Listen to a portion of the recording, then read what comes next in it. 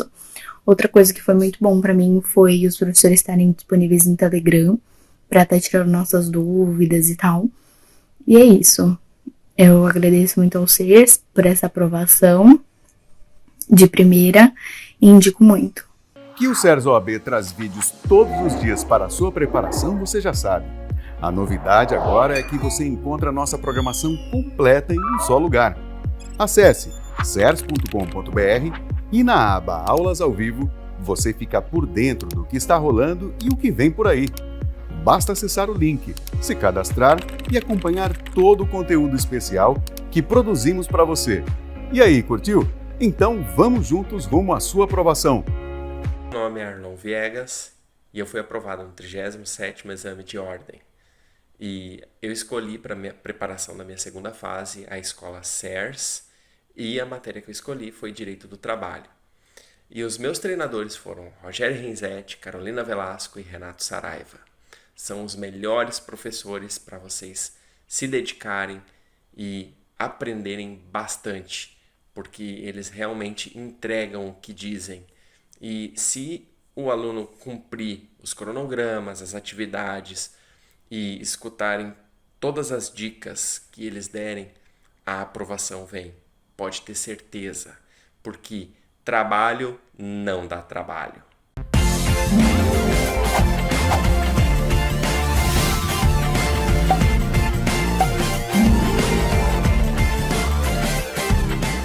Olá, boa noite. Meu nome é Roberto Henrique, falo de Belém do Pará e fui aprovada no 37º exame da ordem.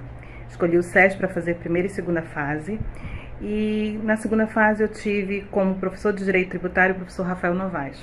Uma pessoa incrível, uma pessoa que nos deu todo o apoio e também o conhecimento necessário, além da tranquilidade. Eu sou grata não só a ele, como também à equipe do professor Rafael Novaes e também à equipe do SES, que nos deram o apoio necessário e a base para que pudéssemos fazer um exame tranquilo, confiante e que ao final tivéssemos a aprovação. Sou grata a ele, à equipe SES e também aos meus queridos colegas que estiveram com a gente nessa caminhada. Como o professor nos ensinou, ninguém larga a mão de ninguém. Então, eu desejo a todos muitas felicidades, tanto aos que tiveram sucesso e aqueles que não tiveram o meu apoio, porque eu tenho certeza que eles vão passar no próximo exame.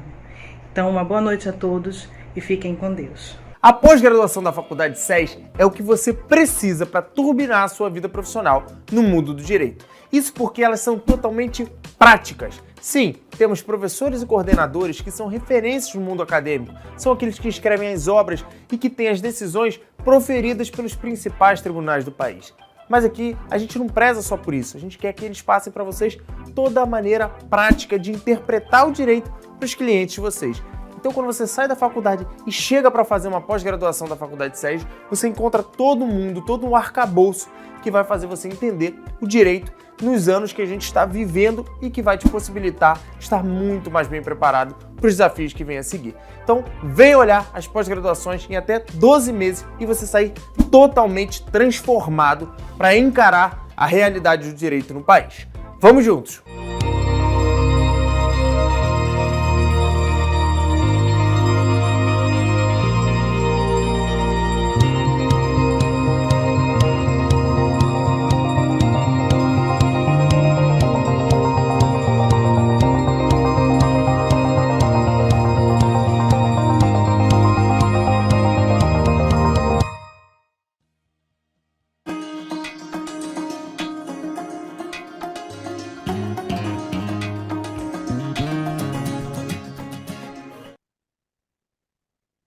Muito bem, muito bem, muito bem. Uma boa tarde, início de noite. São 18 horas e 10 minutos deste 10 de setembro de 2023. Já temos notícias sobre a prova, já sabemos principalmente que, mais uma vez, acertamos a peça. Eu fiquei muito satisfeito. A prova foi fácil? Não, não foi fácil, foi uma prova mediana, com algumas pegadinhas. Eu e o professor Arthur Vamos trabalhar agora a prova com vocês, trazendo aqui as nossas primeiras impressões antes mesmo do gabarito oficial. Agora, pessoal, vejam que, mais uma vez, aqueles que confiaram no nosso trabalho, que estiveram conosco, que seguiram as nossas dicas, acertaram a peça. Nós falamos que iria cair o agravo em execução, está aí, o agravo em execução. Eu fiquei muito feliz por isso. Arthur, e você, meu amigo, boa noite. Boa noite, Salim. Boa noite a todos os que nos assistem agora. Hoje, 10 de setembro de 2023, 18 horas e 11 minutos, aqui ao vivo do CERS para vocês. Eu vesti essa camisa, não foi à toa, né, Salim? Olha lá, vai cair. O que nós dissemos que ia cair de peça? Falávamos que ia cair. Agravo em execução foi a nossa primeira aposta e caiu. Isso demonstra que não é chute. Nós explicamos, não é, Salim? Por que deveria vir um agravo em execução? Por quê? Porque dentro das peças top 5, aquelas 5 peças mais cobradas, nos 3 últimos exames caíram, Salim, respectivamente, apelação, resposta à acusação e memoriais, ok? Então, apelação não deveria cair de novo, resposta à acusação não deveria cair de novo, memoriais. Sobrariam apenas 2 peças, o agravo em execução, que já não caía há um tempo razoável, e o recurso em sentido estrito. Então, nós uma vez mais acertamos, isso demonstra que eu e você estudamos de forma aprofundada o exame de ordem e entendemos o raciocínio da banca examinadora. Agora, foi o que você disse. Falar que a prova foi fácil, não existe prova da OAB fácil. Seria nós menosprezarmos algo que não pode ser menosprezado. Afinal, a prova, a segunda fase, é a última etapa para um teste de proficiência de vocês e é a diferença entre você ser ou não ser advogado, é a segunda fase do exame de ordem. Então é claro que a FGV não vai trazer uma prova fácil. Mas conseguimos, Salim, identificar que a peça é um agravo em execução. Isso não tem a menor dúvida, não tem margem para qualquer outro tipo de peça. Se alguém fez algum outro tipo de peça, zerou, não tem possibilidade. O examinador deixou claro lá na etapa final do enunciado, nós vamos projetar para vocês daqui a pouquinho, que deveria ser apresentada a peça processual diversa de embargos declaratórios e de habeas corpus. Então não há dúvida de que estamos na fase de execução penal, foram expedidas as cartas de execução de sentença e houve a prolação de uma decisão pelo juiz da execução penal, no caso o enunciado fala, pelo juízo de execução penal da Vara Federal Criminal de Alfa. Segunda vez que a FGV cria uma cidade que não existe e cria, inclusive, um TRF que não existe. Tribunal Regional Federal da 10ª Região. Temos até o TRF da 6ª Região lá, que foi inaugurado em Minas Gerais até recentemente. Mas, então, de fato, não há dúvida de que a peça é um agravo em execução. Agora, Salim, esse agravo em execução acabou cobrando, pelo menos na tese 1, temos ali uma tese inicial, acabou cobrando algo que foi inédito na FGV. Trabalhar com o tema unificação. Unificação de penas na execução penal. Nós veremos aqui que o juiz lá da Vara de Execução Criminal de Alfa, Vara Federal, né? Criminal de Alfa, acabou considerando que os 3 processos criminais em que a Marieta foi condenado, o juiz teria reconhecido que eles foram praticados, os 3 crimes idênticos, teriam sido praticados em concurso material. Mas nós veremos que não, que houve ali uma continuidade delitiva nos crimes de inserção de dados falsos em sistemas de informações, famoso peculato eletrônico, tá bem? Veremos também que tem uma segunda tese, Salim, relacionada a regime prisional. E quanto que nós trabalhamos com os nossos alunos sobre regime inicial de cumprimento de pena. E o juiz se baseou... Se tu me permites, agora na revisão, porque vejam, pessoal, nós trabalhamos o agravo em execução no dia 1 da revisão. Nós montamos juntos com vocês um agravo em execução. Era a nossa principal aposta aqui, que felizmente se confirmou. Então, nós trabalhamos com vocês. E depois, nos demais tópicos aqui das nossas revisões, nas aulas interativas, nós trabalhamos com vocês também as penas. O Arthur falou exaustivamente agora nas revisões finais da reincidência. A reincidência está presente, o regime inicial está presente, a questão da PRD, pena restritiva de direitos, está presente. Então, você tinha toda a condição de sair bem nesta peça, tá bom? E lembrando, pessoal, que assim, vocês vão pensar, pô, mas como é que vocês acertaram de novo, né? A gente estuda. Eu e o Arthur, nós trabalhamos com uma observância desde o primeiro, analisando desde o primeiro exame unificado, trazido aqui pela FGV. Vejam, já são 36. De 36, 31 cobram as chamadas peças top 5 que a gente trabalha. E uma das top 5 é o agravo em execução. Então não é à toa, não é um chutômetro aqui. A gente trabalha de forma responsável e de forma consciente. E, mais uma vez, acertamos a peça, o que me deixa muito feliz. Nós treinamos na segunda-feira, dia 1 da revisão, como fazer um agravo em execução. Falando para você da questão da interposição perante o juiz da execução e das razões endereçadas ao respectivo tribunal. Tá, galera? Então, a questão formal, quem seguiu ali as nossas dicas, quem confiou no nosso trabalho, Arthur, sem falar nada do mérito, já saiu pontuando, meu amigo. Com certeza, Salim. Eu e você faremos hoje, mais tarde, quando sair o gabarito oficial, nós vamos ver quais foram os argumentos efetivamente da banca examinadora e nós vamos fazer a nossa calculadora, a calculadora CERS, em que nós vamos dar ali os detalhamentos. Mas, Salim, eu chuto que pelo menos 0,70 os alunos já recebam só das formalidades. Por que 0,70? O endereçamento vai ser pontuado com 0,10. O fundamento legal do agravo em execução, artigo 197 da LEP, o examinador vai dar mais 0,10. O examinador vai dar mais 0,10 por mencionar o juízo de retratação do artigo 589 do Código de Processo Penal. O examinador deve dar talvez 0,20 ou 0,30 pelo pedido de juízo de retratação na interposição. Basta Arthur, tempestivamente. O tempestivamente também, até o tempestivamente 5 dias. Eu falei na segunda-feira e depois eu repeti ontem, na revisão de ontem, sábado, que você poderia botar o tempestivamente, o 586 do CPP, porque segue o rito lá do RESE, ou a súmula 700 do STF.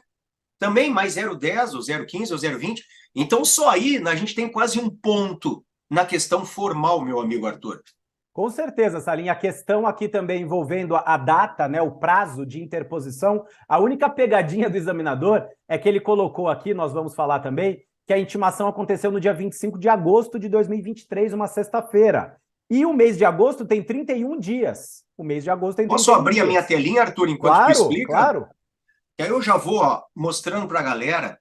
É sempre o mesmo raciocínio, pessoal. Vocês já sabem, vocês que estiveram conosco, comigo, com o Arthur, eu falei dezenas de vezes do nosso mini calendário. Segunda, terça, quarta, quinta, sexta, sábado, domingo. Arthur, a intimação foi no 25 sexta, né? Sexta-feira, dia 25 então, de agosto. 25, 26, 27, 28, 29, 30 é agosto, né? Então, 31, 01, 02, 03. Tá bom, porque são 5 dias, né, para interposição. Você já sabe, súmula 700 do STF. Bom, se a intimação ocorreu na sexta, você risca a sexta, porque só começa no primeiro dia útil seguinte. Eu falei ontem isso para vocês. Nunca começa em sábado, domingo ou feriado e nunca termina em sábado, domingo ou feriado. Então, se a intimação foi sexta, o dia 1 é segunda. 1, 2, 3, 4, 5. Aqui está. Dia 1º, ou 01, para quem colocou, de 9 de 2023. Esta é a data que deve estar tanto na interposição quanto nas razões. O último dia do prazo de interposição do agravo em execução. Meu parceiro. Maravilha. Um próximo tópico que deve vir aí, pessoal, que vai ser pontuado, é o endereçamento da interposição. Então vamos falar agora rapidamente aqui sobre aspectos plásticos, aspectos formais da peça. A interposição foi Quando dada você no quiser, eu posso projetar a peça, só para te dizer, tá, parceiro? Ah, tá bom, boa, beleza. Então, se até quiser projetar a peça, Salim, melhor. Vamos Agora. abrir aqui para vocês Ó, uma galera, telinha, o estou PowerPoint aí projetando nosso. então. Aqui está a capinha da nossa transmissão de hoje, da nossa live. Nós estamos ao vivo com vocês, tá? Olha só. Eu avancei. Aqui está a peça, Arthur. Olha lá, Salim, no penúltimo parágrafo tem lá, né, que as cartas de execução de sentença foram tombadas, que chique, né? Foram tombadas ao juízo de execução penal da Vara Federal Criminal de Alfa. Então, nós vamos endereçar a nossa interposição ao excelentíssimo senhor doutor, juiz da execução penal da Vara Federal Criminal de Alfa. Este vai ser o nosso endereçamento, do jeito que está aí na tela. Juiz, exatamente assim. E claro, se a interposição é feita para o juiz da execução penal de uma vara federal, daqui a pouco falaremos, as razões irão para o respectivo TRF. E a gente já sabe, caiu, tá dado de bandeja aqui, né, pessoal? Vocês nem precisariam estar fazendo raciocínios maiores aqui. Vocês iam fazer o endereçamento das razões ao TRF da 10ª região. Exatamente como está aqui.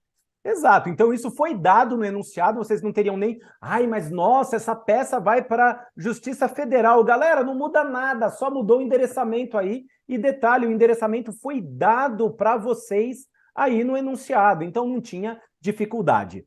O que tinha que mencionar também, Salim, na interposição, como nós dissemos? A peça cabível é um agravo em execução, ou agravo de execução, tanto faz. Ou simplesmente agravo, né, Arthur? Se é só a palavra agravo, que é o termo utilizado pela LEP, né? Tudo certo. Sim, também. Também, não tem problema. Agravo em execução, agravo de execução, ok, era o título da peça, ali na interposição. O fundamento legal da peça, artigo 197 da Lei 7.210 de 84, que é a nossa LEP. A tempestividade no agravo, Salim, 5 dias, súmula 700 do Supremo Tribunal Federal, ou ainda poderia ser colocado o artigo 586 do CPP, que é o mesmo artigo que fundamenta o prazo do recurso em sentido estrito.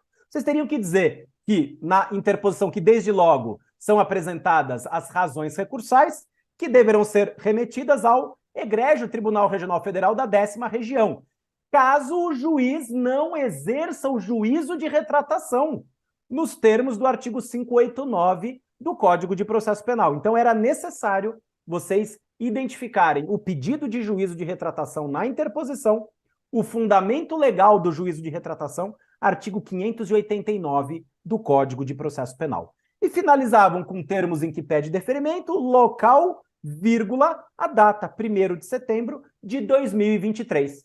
Fechando com advogado 3 pontinhos, OAB 3 pontinhos, e aí vocês já teriam uma nota razoável só por essas questões formais. E aí, Salim, lá nas razões recursais, quando a gente iniciasse as razões, a gente iria endereçá-la, as razões recursais, para o egrégio Tribunal Regional Federal da 10ª região. Então, o endereçamento das razões ao Tribunal Regional Federal da 10ª região. Vocês iriam endereçar dessa maneira nas razões. E aí viria agravante, que é a nossa cliente, a Marieta, tá bem? Lá em cima, só Marieta, agravante Marieta, agravado Ministério Público. Agora, cuidado, certamente Ministério Público o quê? Federal, MPF, Ministério Público Federal, não é Ministério Público do Estado, é Ministério Público Federal, tá bem? E aí vocês viriam com aquela famosa saudação, egrégio Tribunal Regional Federal da 10ª região, colenda turma criminal, porque na Justiça Federal nós não falamos em câmaras criminais, embora a FGV não pontue isso, Salim. O que a FGV pontua é o endereçamento ao tribunal. Então, endereçar as razões ao Tribunal Regional Federal da 10ª região, isso deve vir pontuado pela banca examinadora. E aí vocês começariam, então, propriamente, o agravo em execução. E o enunciado deixa claro lá no último parágrafo, Salim, se você quiser novamente projetar, o enunciado deixa claro para a gente lá no finalzinho que o juiz da execução penal lá da Vara Federal Criminal de Alfa, ele recebeu 3 cartas de execução de sentença, porque a Marieta foi condenada em 3 processos criminais, tá bem? E o enunciado começa dizendo lá em cima, né, que a Marieta foi condenada por infração ao 313A do Código Penal, que é o crime de peculato eletrônico ou inserção de dados falsos em sistemas de informações, lá no caso do INSS. E diz que para aquele processo, ela foi condenada a 2 anos de reclusão e 10 dias multa, substituída a pena privativa por restritivas de direitos, e a data, Salim, essa data é interessante a gente anotar. O fato foi praticado lá no primeiro parágrafo em 10 de outubro de 2017. No segundo parágrafo, diz também que a Marieta foi condenada a uma mesma pena pelo mesmíssimo crime, porque ela praticou em 15 de setembro de 2017, está lá a data, com o mesmo modus operandi, portanto, pela mesma forma de execução, ela acabou praticando ali a inserção de dados falsos, gerando um prejuízo ao INSS de R$ 81 mil.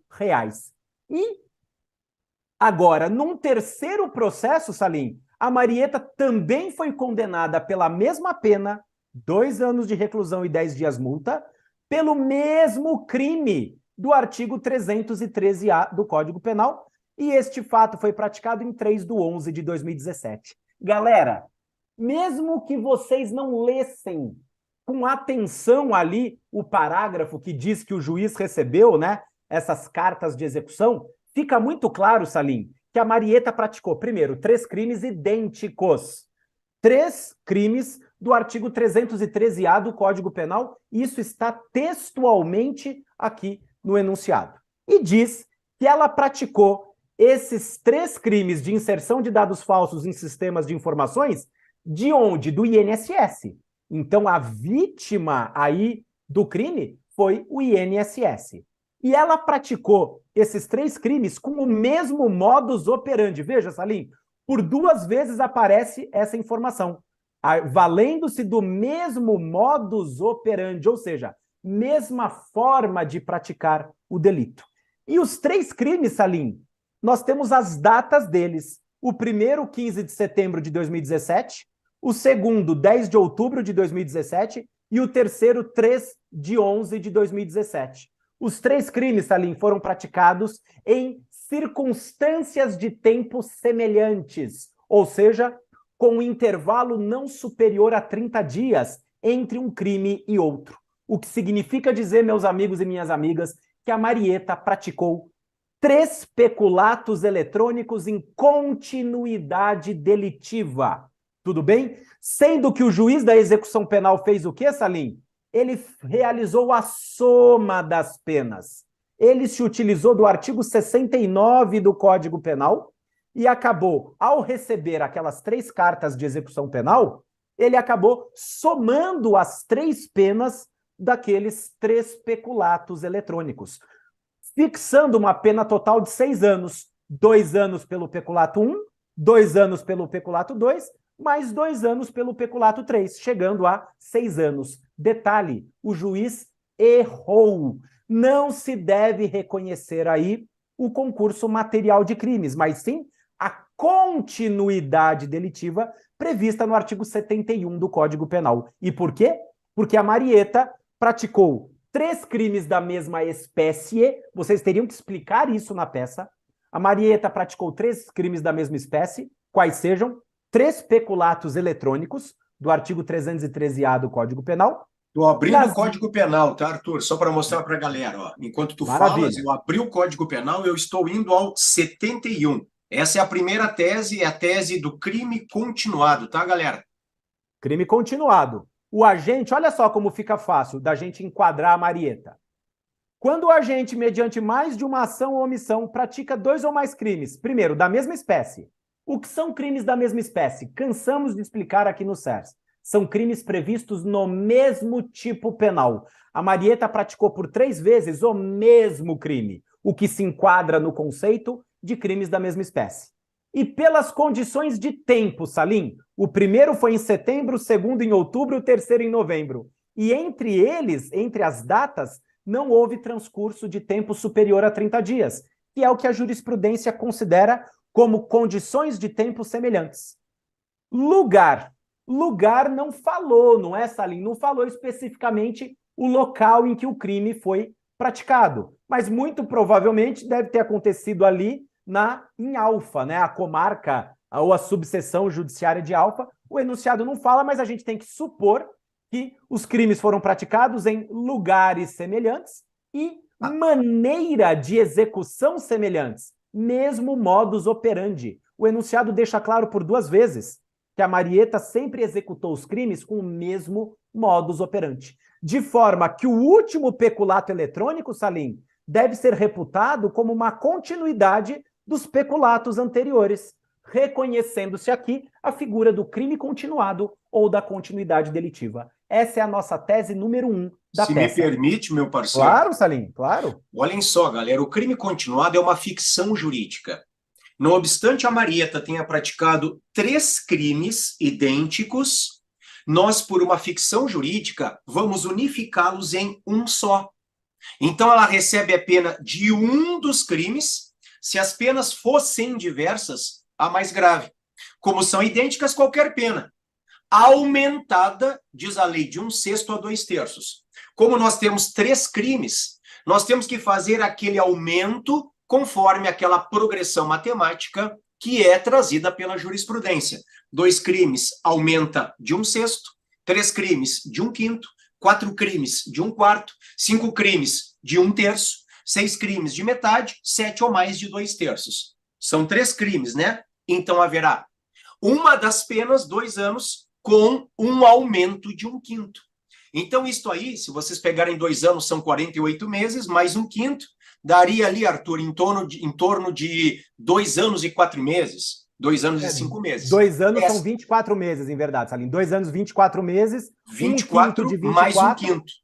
24 divide por 5, vai dar 4, alguma coisinha, ou seja, pouco mais de 4 meses. 24, eu falei 48? Você falou 48. Não, 24, claro, 2 anos. 2 vezes 12, 24, e aí 1/5 de 24. Então, daria mais ou menos 2 anos e 4 meses ali de pena final. E o juiz somou e aplicou 6 anos. Então, olhem a diferença. Não, uma baita diferença. Então, a primeira tese do nosso agravo em execução: impugnar a pena aplicada pelo magistrado. O juiz reconheceu, nos 3 crimes de peculato eletrônico, concurso material, quando, em verdade, deveria ter reconhecido a continuidade delitiva. A FGV certamente vai pontuar a explicação de vocês do porquê ter havido o reconhecimento da continuidade delitiva, tá bem? E também a menção ao artigo 71 do Código Penal. Na sequência, o enunciado vai nos dizer que o regime aplicado pelo magistrado em virtude ali do reconhecimento desses 3 crimes foi o fechado, considerando, Salim, que houve reincidência de Marieta. O juiz aplicou para uma pena de 6 anos de reclusão o regime fechado, considerando que houve reincidência de Marieta quando da realização do 2º e 3º fato, após já ter realizado o 1º ato delituoso. E aqui tem uma falha grotesca do juiz. A FGV, tudo bem, aqui tudo certo, ela está jogando no nosso colo a argumentação de que a Marieta não é reincidente. Por quê? Porque o artigo 63 do Código Penal, e a FGV vai pontuar a menção ao artigo 63 do Código Penal, nos diz que só haverá reincidência quando o sujeito pratica novo crime após haver transitado em julgado condenação por crime anterior. Não houve condenação transitada em julgado pelo 1º peculato eletrônico, Salim, para que depois ela tivesse praticado o 2º e o 3º peculatos eletrônicos. Não há reincidência, porque o pressuposto da reincidência é haver uma sentença condenatória transitada em julgado. E, Salim, no 3º parágrafo, olha o que está escrito. As referidas condenações transitaram em julgado nos dias 10/11, 21/11 e 2/12 de 2022. Ou seja, os trânsitos em julgado das 3 condenações, eles vieram posteriormente aos cometimentos dos crimes que ocorreram em 2017. Portanto, não se fala aqui em reincidência. A Marieta, ela é primária do ponto de vista jurídico penal. Ela é primária, Salim. E sendo primária, o juiz, ao aplicar o regime fechado, o juiz se equivocou. Houve um erro do magistrado, ainda que a pena fosse de 6 anos. Como a Marieta é primária, esse regime jamais poderia ser o fechado. Se mantida fosse a condenação em 6 anos, o regime seria semiaberto. Mas pela tese que nós vamos alegar aqui, de continuidade delitiva, o regime adequado para a Marieta é o aberto. Por quê? Porque a Marieta é primária, estamos afastando a tese da reincidência, sendo a Marieta primária e reconhecendo-se a continuidade delitiva, Salim, a pena dela será inferior a 4 anos. Lembrando que uma pena de até 4 anos para réu primário ou para condenado primário enseja regime inicial aberto. Então nós vamos sustentar isso, que a Marieta deveria cumprir essa pena em regime aberto. Este seria o regime adequado, porque a partir do sistema da exasperação, que é o que prevalece na continuidade delitiva, nós pegaremos a pena de um só dos peculatos eletrônicos e iremos aumentá-la de 1/5, como o Salim explicou. Logo, um aumento de cerca de 4 meses e alguns dias, e o reconhecimento de uma pena de 2 anos e 4 meses será em regime aberto. Não será nem em regime semiaberto, nem em regime fechado. Salim está colocando aí que no crime continuado do artigo 71 do Código Penal, nós vamos adotar o sistema da exasperação. Como sistema da exasperação? Por ficção, o juiz vai aplicar a pena de um só dos crimes, quando forem penas idênticas, e é o que nos diz o enunciado, aumentada de 1/6 a 2/3. O juiz toma uma só pena, aumentada de 1/6 a 2/3. Por isso, exasperação. A pena é exasperada, aumentada de 1/6 a 2/3. A Marieta... Então, no caso da Marieta, Arthur, são 2 anos, né? Isso. Então, são 2 anos, como são 3 crimes, mais 1/5.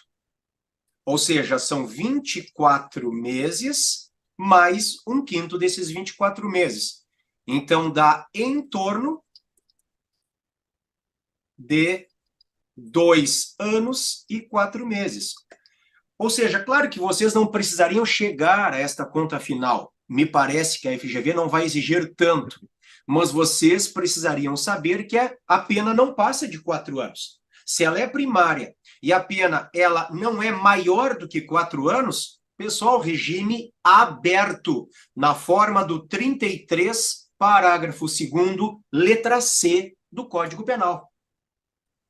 Exato. Então, essa tese, pessoal, em relação ao regime prisional, a gente tinha que impugnar dessa maneira. O juiz se equivocou, porque partiu de uma premissa falsa de que havia reincidência, quando em verdade não tem reincidência. Então percebam que, em verdade, Salim, o examinador deve pontuar aí 2 aspectos. Primeiro, a refutação da reincidência e, segundo, a afirmação de que o regime inicial não poderia ser o fechado. Tecnicamente, adequadamente, seria um regime aberto para a nossa agravante, para a nossa cliente, que é aí a Marieta. Arthur, ainda, Salim, fale. Deixa eu só complementar. Lá na tese do crime continuado, tá? A gente já falou dela, mas só voltando um pouquinho a ela, me parece, pessoal, que a FGV ela deverá pontuar o fundamento lá da LEP. Porque abrindo a LEP, galera, olha só, mostrando para vocês aqui na fonte, tá? Abrindo a LEP, eu abri a Lei de Execução Penal, a Lei 7.210 de 84. A competência do juiz da execução, e eu e o Arthur falamos sobre isto na segunda-feira, agora passada de revisão. A competência do juiz da execução está aqui no 66. Olhe o inciso 3, decidir sobre, letra A, soma ou unificação de penas. Pois bem, o juiz somou, que é o que não nos interessa, foi o erro do juiz ali, conforme, claro, a pegadinha trazida pela FGV no enunciado. Então, nós queremos a unificação. Pedir que o juiz da execução aplique o crime continuado significa pedir a unificação de todas aquelas penas em uma só exasperada de um pouquinho, que seria aquele 1/5. Tá bom, galera? Então, o fundamento deverá, acredito, ser o 66, 3A, aqui na unificação das penas. É isso aí, Arthur. Maravilha, Salim. Agora, chega um momento aqui da peça que nós entendemos que é um pouco mais difícil, né, Salim? Que é uma outra tese que o enunciado diz assim, ó.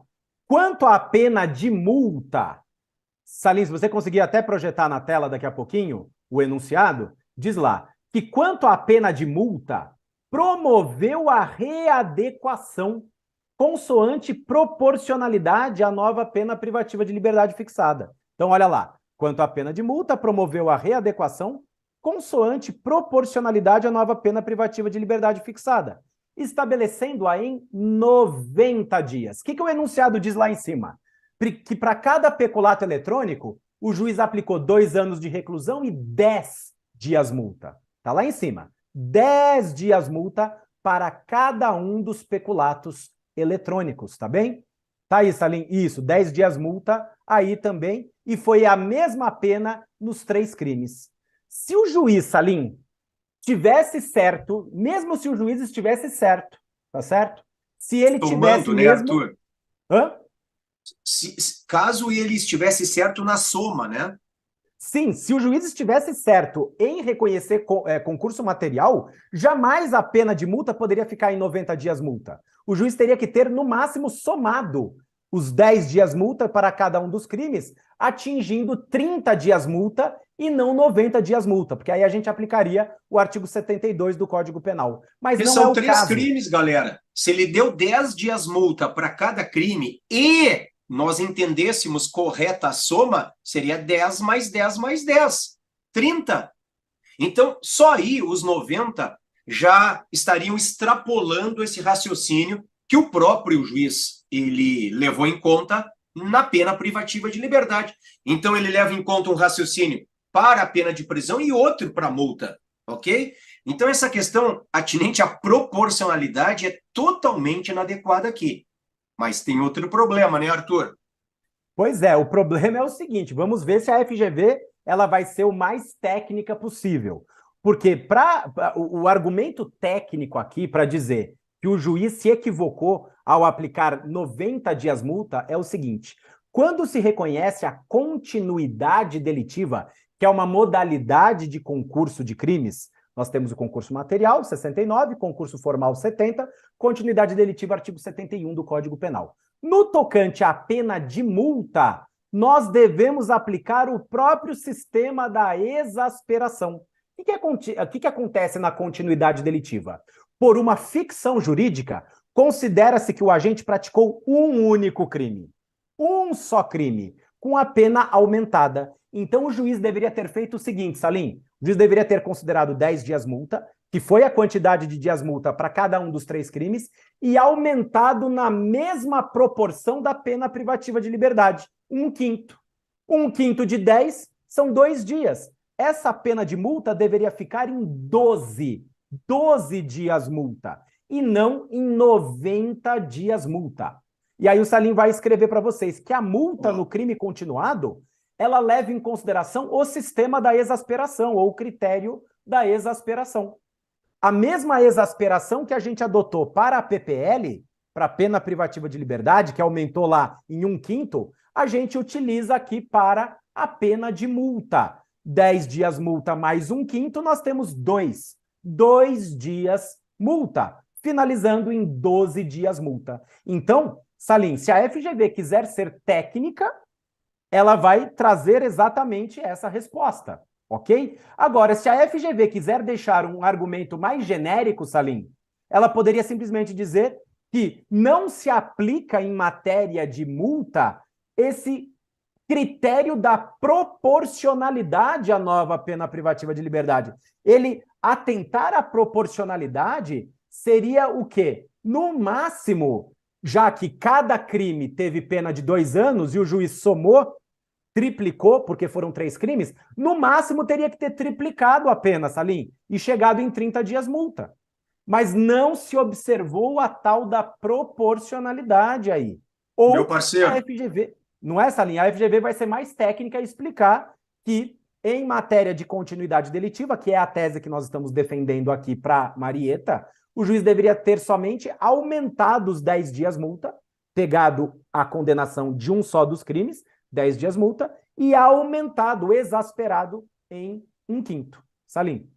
Não, e há um outro fator aí, porque, vejam, o critério da proporcionalidade que está expresso no enunciado está errado.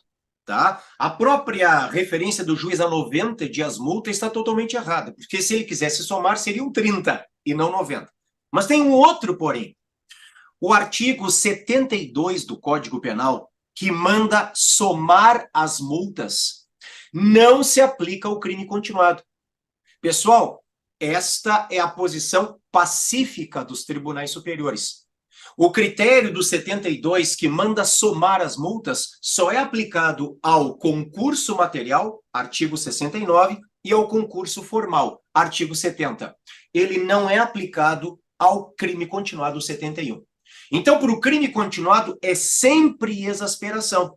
O juiz pega uma pena e aumenta daquele percentual que está na lei, 1/6 a 2/3. Seja a pena de prisão, a privativa de liberdade, seja a pena pecuniária, a multa. O mesmo raciocínio vale para a pena privativa de liberdade e para a pena pecuniária, que é a pena de multa, tá? Exasperação. Você não aplica a soma do artigo 72 do Código Penal ao crime continuado. Você só aplica ao concurso material e concurso formal. É isso aí, meu parceiro. Maravilha, Salim. E, novamente, se você puder projetar lá, só para a gente finalizar, tem um último argumento trazido na peça, no sentido de que o juiz determinou a conversão das penas restritivas de direitos, ali, as últimas 2 linhas desse parágrafo, determinou a conversão das penas restritivas de direito em privativas de liberdade e a expedição de mandado de prisão para o início do cumprimento das penas. Se o juiz estivesse correto, Salim, se fosse mesmo o caso de concurso material, ele estaria certo. Porque se as penas chegassem a 6 anos, seria inadmissível a permanência das penas restritivas de direitos. Porque as PRDs somente são admissíveis quando as penas chegam a, no máximo, 4 anos para os crimes dolosos. Certo? Como é o 44, né? É o 44 do Código Penal, exatamente. Como a pena teria extrapolado para 6 anos, aí sim, de fato, seria inadmissível a permanência, a manutenção das PRDs, mas não é o caso aqui.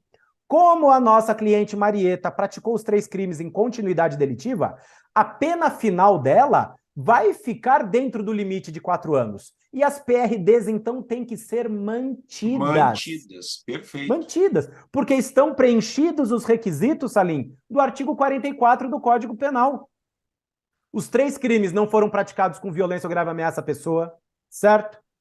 A condenação final, a quantidade final de pena, agora unificadas as penas, não atingiu o limite superior a 4 anos, acabou. A nossa cliente não é reincidente, então admissível, sim, a permanência das PRDs. Então vocês teriam que explicar isso, que, mais uma vez, se equivoca o magistrado ao determinar a conversão das penas restritivas que foram aplicadas lá na fase de conhecimento em penas privativas de liberdade. Devem ser mantidas as penas restritivas de direitos, uma vez reconhecida a regra da continuidade delitiva. Tá bem? Então, Salim, é isso. Nós acreditamos que não deve vir nenhum outro argumento aqui do examinador. Não vislumbramos teses preliminares aqui.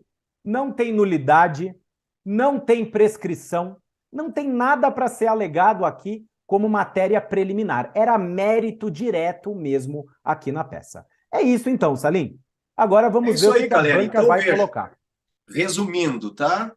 Nós temos um agravo em execução, a interposição, falamos das particularidades dela, né? Se vocês colocaram o pedido de retratação, do juiz de retratação, já pontuaram. Temos as razões endereçadas ao 10º TRF, fictício, né? Temos a tese 1 lá no direito, que é o crime continuado e não o concurso material, com fundamento no 66.3a da LEP, tá? O pedido de unificação.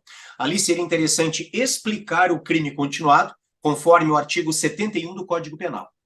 Temos uma tese 2, dizendo que a nossa cliente não é reincidente, explicando o artigo 63 do Código Penal, o Arthur falou disso agora, na revisão, tá?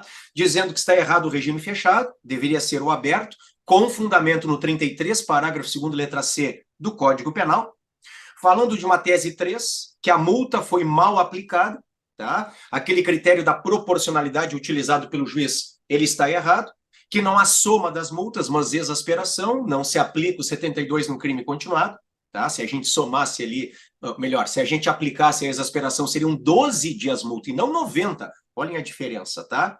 E uma quarta tese de manutenção das PRDs. Basicamente é isto, né, Arthur?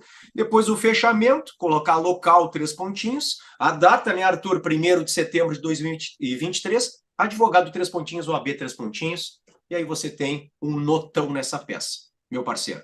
Vamos para as discursivas? Vamos lá, vamos lá. Partindo também da premissa que a FGV vem em recurso, Salim, pontuando que no recurso você peça o conhecimento e provimento do recurso. Então, provavelmente, a FGV deve manter essa técnica já adotada, por exemplo, no exame 35, que caiu uma apelação, e a FGV pontuou quem colocou que o recurso deveria ser conhecido e provido. Então, acreditamos que isso também venha pontuado aí pela banca examinadora. E quem foi nosso aluno, sempre dissemos sobre a dupla conhecimento e provimento nos recursos. Essa Meu questão parceiro, foi dupla, né, Salim? Deixa eu só introduzir aqui um assunto, porque, assim, lendo essa primeira questão, eu fiquei duplamente feliz, tá? Primeiro, por quê? Porque na terça-feira, o nosso dia 2 de revisão, eu até estava sozinho no dia 2 de revisão desta semana, tá? Semana que antecedeu a prova, eu fiz uma revisão bem legal com a galera a respeito de institutos despenalizadores e de recursos criminais. E eu falei dos embargos declaratórios. Eu falei dos embargos declaratórios em face de uma sentença, coloquei no nosso material 382 do CPP em 2 dias. Se fosse contra acórdão, o 619, também em 2 dias. Falei, inclusive, dos embargos declaratórios em relação ao juizado especial criminal, tá? Bom, vamos lá. Aqui, Arthur. Está dizendo que o Alberto, primário e com bons antecedentes, foi condenado pela prática de peculato a uma pena de 2 anos de reclusão. Galera, o peculato, galera, deixa eu pegar o marca-texto aqui. O peculato não é infração penal de menor potencial ofensivo.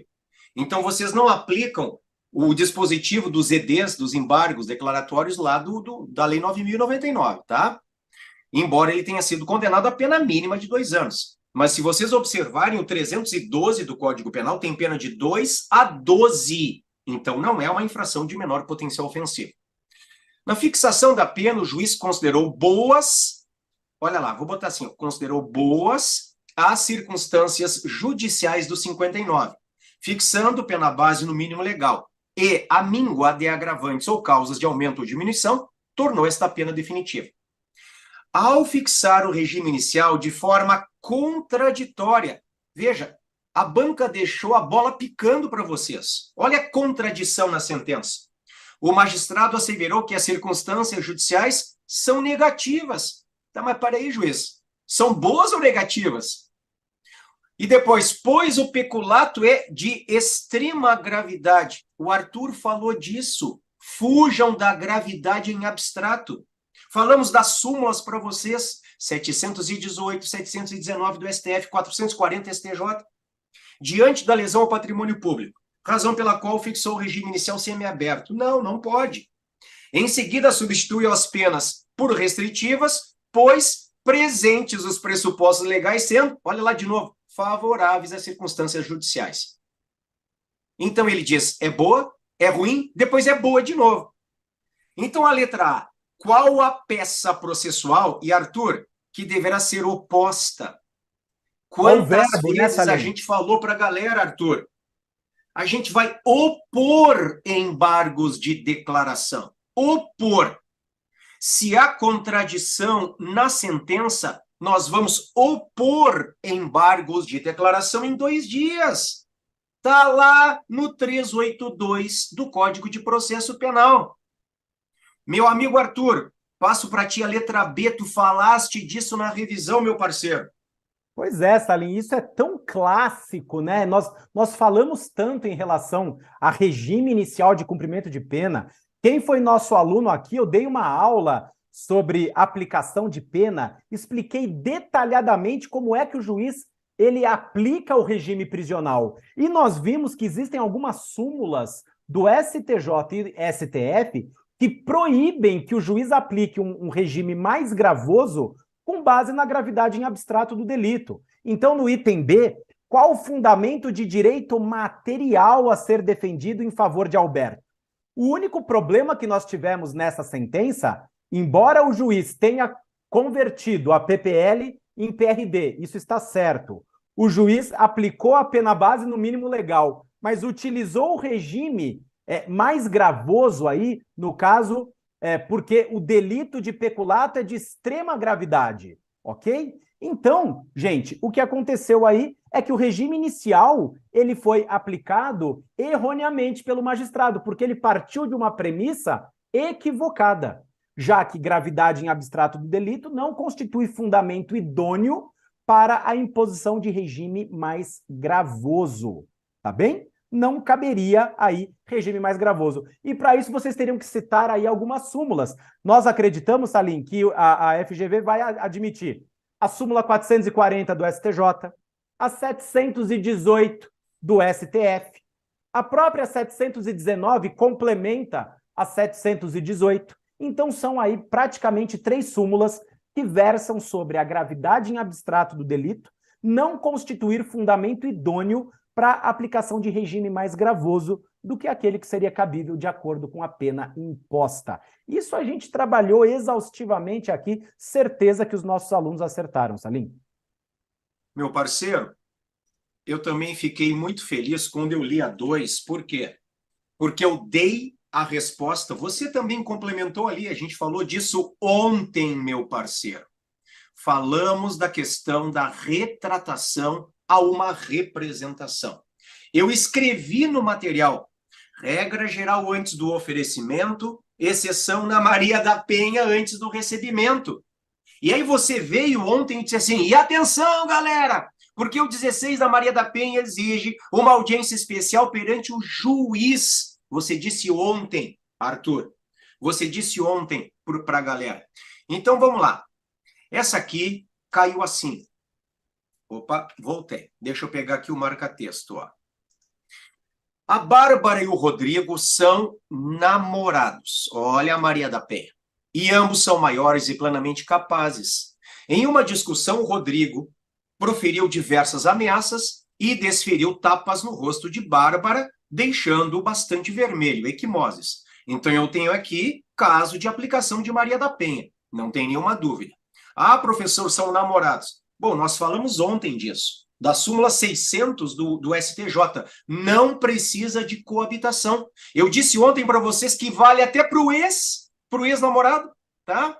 A Bárbara, então, se dirigiu à delegacia de polícia e relatou o ocorrido, mostrando as mensagens de texto com o conteúdo das ameaças, afirmando expressamente o desejo de ver o Rodrigo processado. Então, ela representou. Ao finalizar o boletim de ocorrência, a autoridade policial forneceu encaminhamento de Bárbara ao Instituto Médico Legal para a realização do exame de corpo de delito. Contudo, a Bárbara não realizou o referido exame, nem necessitou de qualquer atendimento médico posterior, já que as lesões corporais não eram graves. Rodrigo foi denunciado pela prática de lesão corporal, 129, parágrafo 13 do Código Penal, e ameaça, 147 do Código Penal. Lembrando, galera, que para a ameaça há necessidade da representação. Para a lesão corporal, não, por causa da súmula 542, vocês sabem que não precisa na lesão corporal quando eu tenho incidência de Maria da Penha, mas para ameaça precisa. E o recebimento da peça acusatória ainda não foi analisado pelo juiz. Vejam, o juiz ainda não recebeu a denúncia. A Bárbara, então, informou ao advogado de Rodrigo seu desejo de se retratar. Eu falei ontem disso para vocês, da representação. Letra A. Se cabível, qual a forma e o alcance da retratação, da representação? Justifique. O que a gente teria que dizer aqui na letra A, galera? Que é possível a retratação em face do artigo 16 da Lei Maria da Penha, Lei Maria da Penha 11.340 de 2006. É possível a retratação ou renúncia à representação se antes do recebimento da denúncia. E o enunciado está claro, a peça ainda está com o juiz para decidir se recebe ou não. Então, ela poderia se retratar?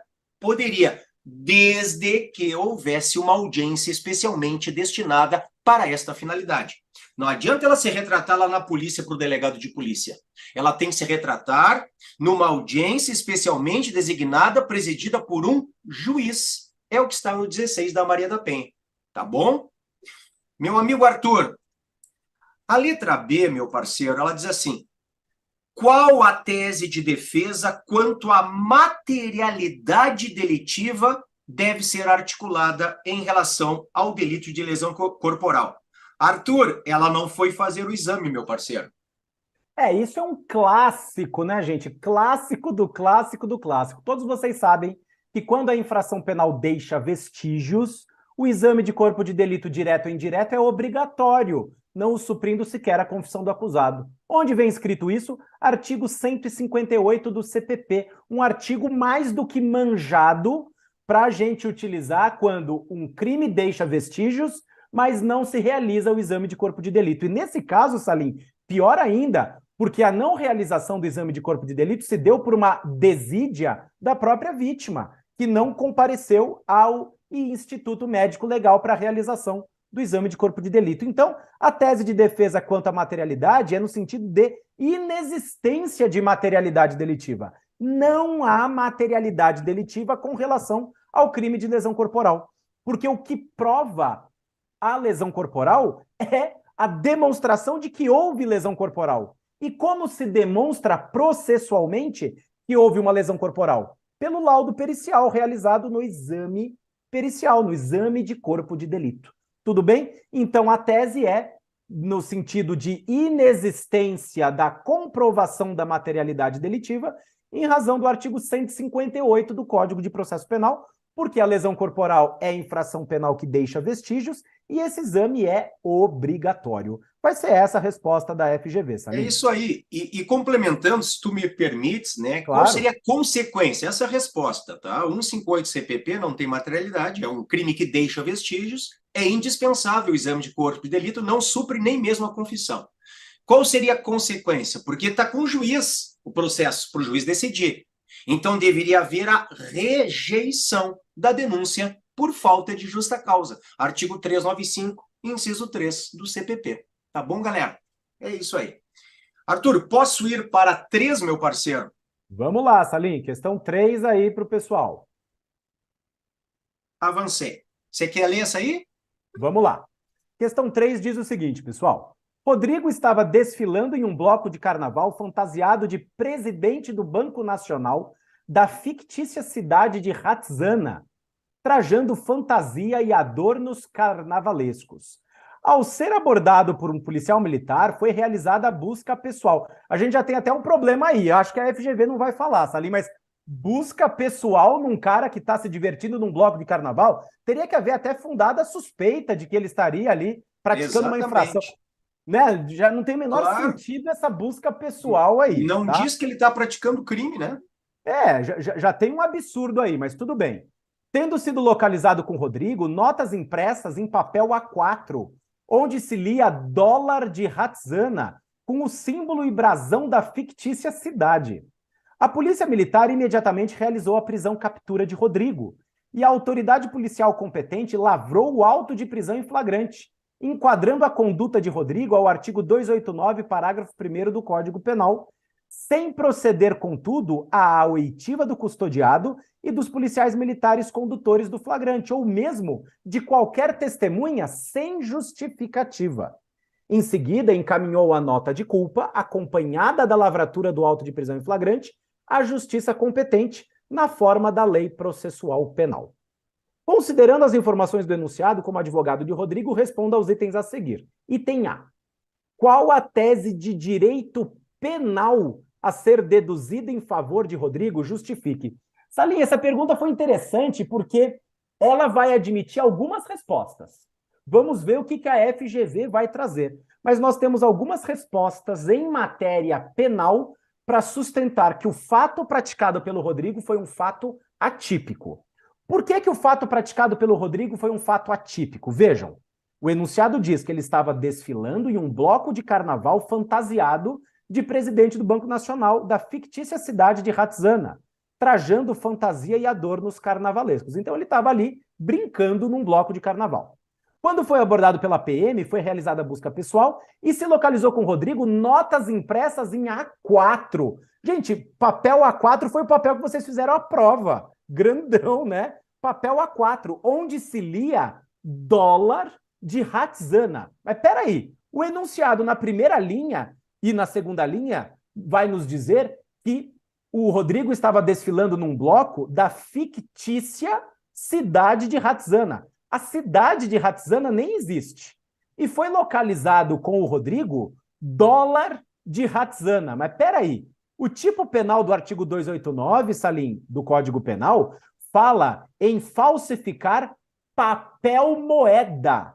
Falsificar papel moeda ou moeda metálica de curso legal no país ou no estrangeiro. Mas peraí, nós temos dois problemas, Salim. Primeiro, dólar de Ratzana nem é moeda de curso legal no país ou no estrangeiro, porque a cidade de Ratzana é uma cidade fictícia. Não existe. Esta cédula que supostamente teria sido falsificada, ela nem existe, porque o tipo penal exige, traz como objeto material da falsificação papel moeda de curso legal no país ou no estrangeiro, ou seja, aquele dinheiro que efetivamente circula no Brasil, real, ou no estrangeiro, dólares. Se o Rodrigo estivesse com dólares falsos, opa, seria moeda de curso legal no estrangeiro.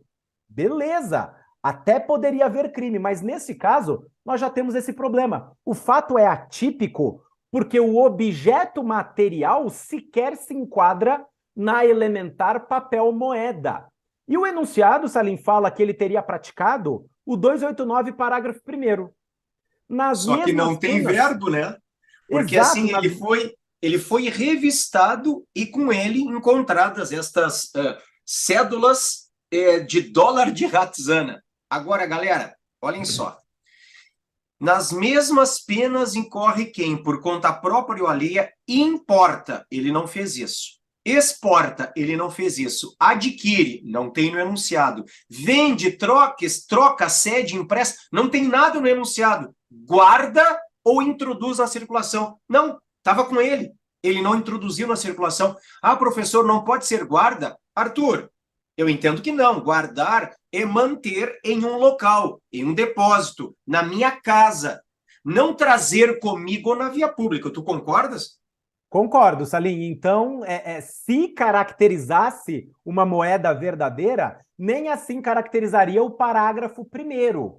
O cara que traz na carteira uma cédula falsa ali de real, ele não se encaixa no parágrafo 1º, porque guardar traz essa ideia que você está mencionando agora, de o sujeito estocar, manter guardado, às vezes até em nome alheio. A ideia da guarda é manter em nome alheio aquela cédula, e que não era o caso aqui. Então, nós temos um segundo argumento para dizer que o fato praticado pelo Rodrigo era um fato atípico. Primeiro, porque sequer era papel moeda de curso legal no país ou no estrangeiro. Era de uma cidade fictícia. Segundo, que ele não praticou nenhum dos verbos do parágrafo 1º do artigo 289 do Código Penal. Terceiro, Salim, que talvez a FGV traga, vamos ver. Se esse dólar de Ratzana existisse, haveria crime impossível. Por quê? Perfeito. Porque haveria o quê? A falsificação seria grosseira em razão de estar impresso em papel A4. Nós nunca vimos na vida cédula de dinheiro de qualquer país do mundo que seja do tamanho de uma folha A4. Haja gasto para imprimir tanta cédula em formato A4. A carteira teria que ser, né? Uma carteira gigantesca. Seria ridículo. Aí teria que se aplicar o 17 do Código Penal, que é o artigo do crime impossível, lembrando que há duas hipóteses, né? Ineficácia absoluta do meio e impropriedade absoluta do objeto. A falsificação grosseira estaria na primeira hipótese, a ineficácia absoluta do meio. Imagine um comerciante que lida com dinheiro o dia inteiro, ele nunca iria receber um dinheiro impresso em folha 4, pessoal. Então seria um crime impossível. E, Arthur, eu traria um quarto argumento a todos esses que me parecem corretíssimos aí que tu falaste. Falta de dolo. Porque para haver o 289 do Código Penal, que é a moeda falsa, deve haver dolo em falsificar moeda.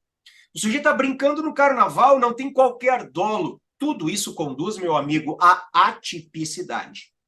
As teses todas vão ser de atipicidade. Veja que até no item A, Salim, está escrito qual a tese, no singular até, qual a tese de direito penal a ser deduzida em favor de Rodrigo. Nós trouxemos teses no plural. Vamos ver o que a banca examinadora vai pontuar. Mas tudo isso que a gente falou agora é plenamente plausível para ser deduzido em favor aí da defesa de Rodrigo, tá bem? E o item B, Salim, esse item B aí, nossa, dava para a gente explorar bem. Qual tese de direito processual deve ser sustentada a fim de garantir a liberdade de Rodrigo?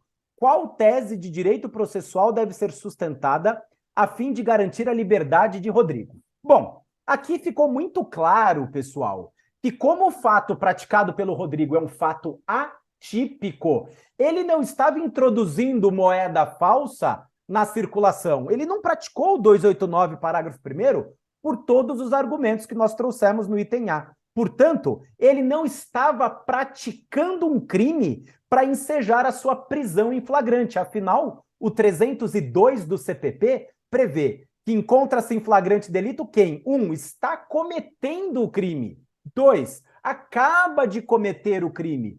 É perseguido logo após ou é encontrado logo depois. Não há cometimento daquilo que é mais básico para uma flagrância, que é o cometimento de uma infração penal. Ele não estava cometendo qualquer infração penal. Portanto, Salim, há uma ilegalidade na prisão em flagrante porque não há situação ou estado de flagrância. Como não se encaixa em situação de flagrância do artigo 302 do Código de Processo Penal, a prisão do Rodrigo é ilegal e deve ser relaxada. É a hipótese de relaxamento da prisão do Rodrigo. E aqui nós podemos vislumbrar, Salim, dois fundamentos. O 310, inciso 1 do CPP, que fala do relaxamento da prisão ilegal, ou ainda o artigo 5º, inciso 65 da Constituição Federal. A prisão ilegal será imediatamente relaxada pela autoridade judiciária competente. Então nós temos esses dois argumentos aí para fundamentar a ilegalidade da prisão. Meu parceiro...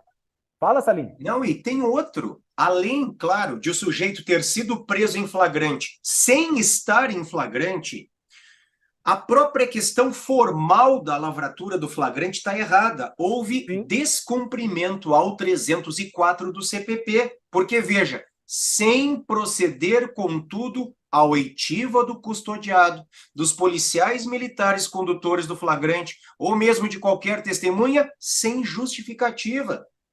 Ou seja, houve descumprimento ao 304 do CPP.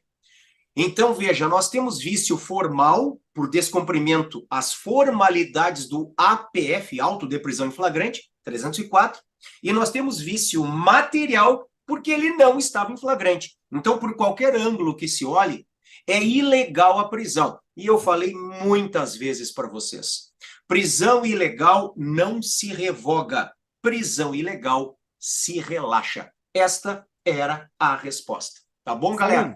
Sabe o que eu até vislumbro agora? A gente nem conversou sobre isso, mas eu vislumbro até agora, lendo essa questão 3, que o examinador pode até trazer mais um motivo para a ilegalidade da prisão em flagrante. Mesmo que se tratasse do crime do artigo 289, parágrafo 1º do Código Penal, as notas supostamente falsas só teriam sido descobertas em poder do Rodrigo por uma busca pessoal ilegal. Essa busca pessoal que está aí no enunciado, eu vislumbro uma ilegalidade. Porque simplesmente o Rodrigo estava em um bloco de carnaval fantasiado como presidente do Banco Nacional da fictícia cidade de Ratzana, trajando fantasia e adornos. E aí ele foi abordado pela Polícia Militar em uma busca pessoal. Mas qual o motivo da busca pessoal?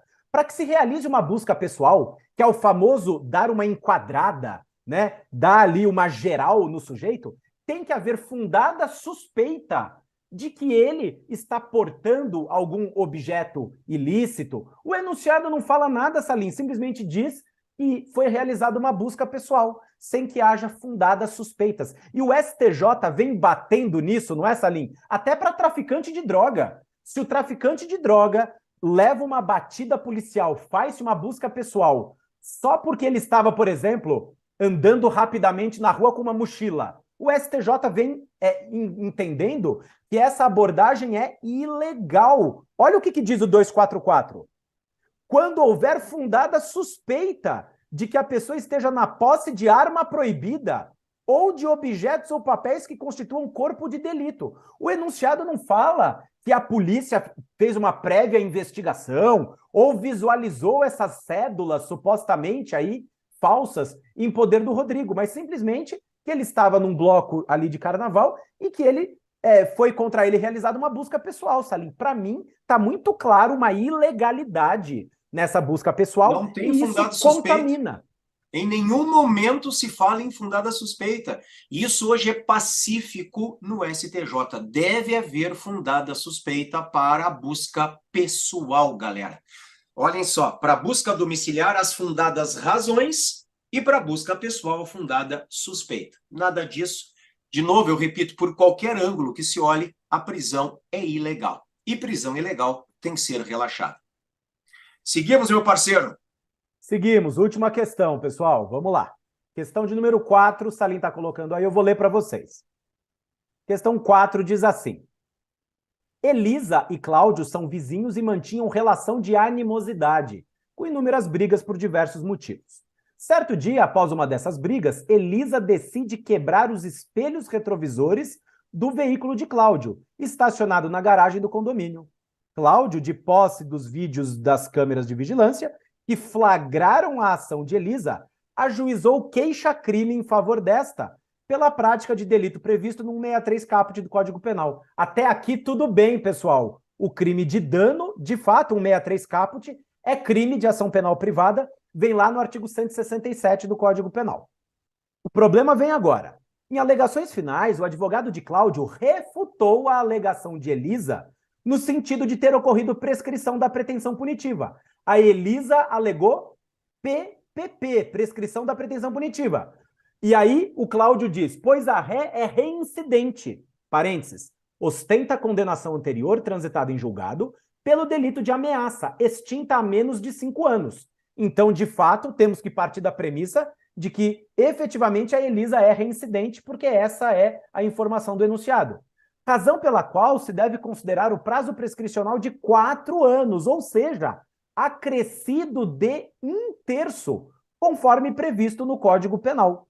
E, ao fim, requereu apenas a aplicação do melhor direito para que seja feita justiça, sem formular... Olha, já foi dado, né, Salim? Sem formular pedido de condenação da ré. Considere ter decorrido 3 anos e 6 meses desde a data do recebimento da queixa até a presente data. Na qualidade de advogado de Elisa, a Elisa é a processada, a querelada pelo dano aí, responda aos itens. É a nossa cliente. Item A. Qual a tese de direito penal deve ser postulada pela defesa de Elisa? Tese de direito material. A Elisa alegou, de acordo com o enunciado, prescrição da pretensão punitiva. Mas o Cláudio, a defesa do Cláudio, disse não houve prescrição da pretensão punitiva, porque como a Elisa é reincidente, há aí o acréscimo de 1/3 no prazo prescricional, e que chegaria então a 4 anos, em razão da reincidência. Galera, nós temos um problema aí. A reincidência, ela influencia no prazo da PPE, prescrição da pretensão executória, súmula 220 do STJ. A reincidência não influi no prazo da prescrição da pretensão punitiva. Salim, eu vou além. A reincidência não influi na PPP. A reincidência só afeta a prescrição da pretensão executória em dois aspectos, Salim. Primeiro, aumenta em 1/3 o prazo para o reconhecimento da prescrição da pretensão executória e ainda interrompe a prescrição da pretensão executória. Vem lá no artigo 117 do nosso Código Penal. Tá bem? Então, galera, temos um problema aí. A defesa de Cláudio sustentou que a prescrição, neste caso, iria se operar em 4 anos, e o enunciado fala que decorreram 3 anos e 6 meses, desde o recebimento da denúncia até a presente data. Na tese do Cláudio, não teria havido a prescrição da pretensão punitiva. No entanto, a gente acabou de falar que pela súmula 220 do STJ, a reincidência só aumenta em 1/3 o prazo da prescrição da pretensão executória. E aqui nós estamos falando, Salim, em PPP, prescrição da pretensão punitiva, e que de fato aconteceu. Por quê? Se vocês pegarem a pena do crime de dano, 163 caput, ela é punida com detenção de no máximo 6 meses. Detenção de 1 a 6 meses. E se vocês forem à tabela do artigo 109 do Código Penal, prescreve em 3 anos. É o inciso 6º do artigo 109. Então, de fato, Salim, está prescrita a pretensão punitiva estatal em relação a Elisa. Elisa não poderá mais prosseguir contra ela com esse processo criminal, porque operou-se a prescrição da pretensão punitiva. Essa é a tese.